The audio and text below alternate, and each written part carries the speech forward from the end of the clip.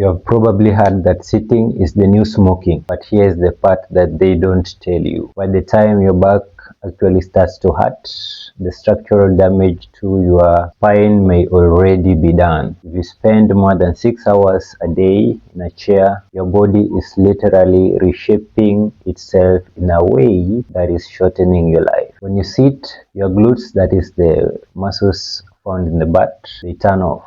Your hip flexors, they shorten and tighten, and they feel like a rusted spring. And then the disc in the lower back take more than 40% of the pressure than when you are standing. So your back, that is through the disc, will take more than 40% of the pressure as compared to when you're standing. Most office workers think that a weekend session in the gym will fix the problem.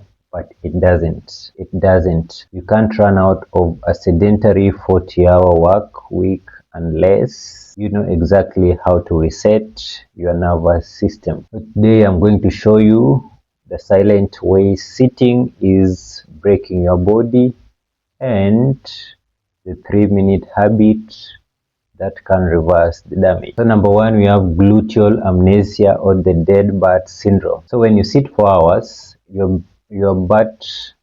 brain literally forgets how to activate your glutes. So amnesia, that is to forget. So your brain will literally forget how to activate the glutes when you sit for long hours. So the simple explanation for this is that your butt muscles, that is the gluteus muscles, are meant to support your spine. They are supposed to be able to support the spine. When they go numb, your lower back has to do all the heavy lifting.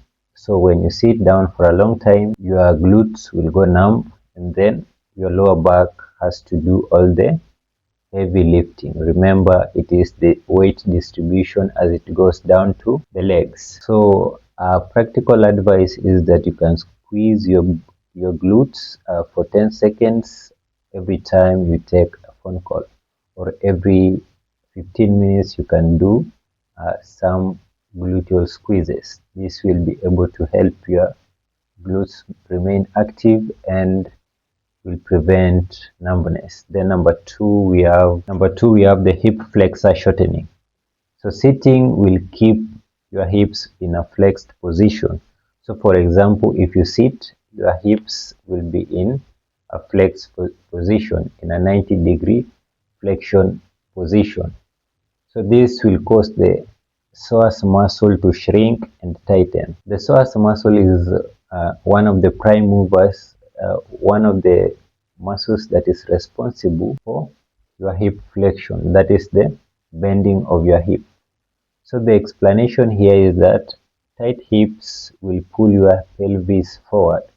So if the hip flexors are tight, your pelvis will move forward, and this will create a permanent arc in your lower back that leads to disc herniation. So there will be anterior pelvic tilt. So if you can perform one couch stretch per leg for 60 seconds after work, then you might be able to get some help. Number three, we have spinal compression and disc. So standing will be able to distribute weight. Remember that standing, if you stand, weight will be able to be distributed equally throughout the body. However, sitting concentrates it all on the lumbar vertebra. Lumbar vertebra, that is L4 and L5 vertebra. That is the spinal vertebra bones that are found at the region at the base of your back, at the lower back. So that is where the weight will now concentrate. So constant pressure will starve the spinal disc of oxygen and nutrients, leading to degenerative disc diseases. Remember, even within the bones of the spine, we have the disc, and this disc usually depend on nutrient supply. They depend on nutrient supply and oxygen. So if you sit for a long time, there will be constant pressure that will be able to starve the spinal disc that lead to degenerative disc diseases. And practical help for this is that you can stand up and reach for the ceiling every 30 minutes to decompress. Standing up after around 30 to 45 minutes, trying to reach up to the ceiling will be able to help you decompress the spine. Number 4, we have the forward head creep. So for every inch your head moves forward, for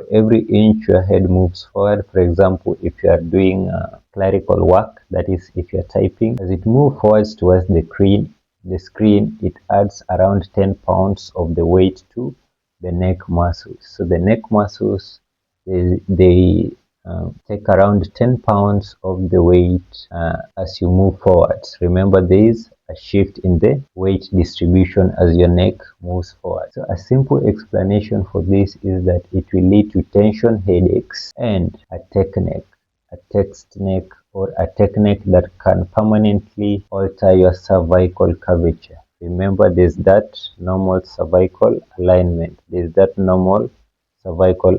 But with this, as you sit for a long period of time and you move your neck forward, then you will be able to damage and alter the cervical curvature. So a simple practical advice for this is that you can bring your shoulder blades back. You can be able to bring your shoulder blades back before starting to type. You can bring them back and down before starting to type. So on a scale of 1 to 10, how much does your back or neck hurt at or by 5 p.m. after work? So drop the number in the comments, and it helps me see which stretch I should teach you next. So on a scale of 1 to 10, 1 which means that it doesn't hurt, then 10 it means that it's now severe. How can you rate your back or neck pain by 5 p.m. after work? So sitting is not just about posture. It's about blood flow and the nerves' health. So always remember to wake up the glutes, that is through doing the gluteal squeezes, then lengthen the hips. Do not sit for a long period of time. Always have time to stand in between. Then decompress your spine every half an hour. So I said this, that if you sit for too long, your weight will be distributed at the L4, L5 region, which may cause degenerative disc disease. So if you decompress, that is by standing and trying to reach towards the ceiling, you'll be able to help your spine. Then fix your screen height.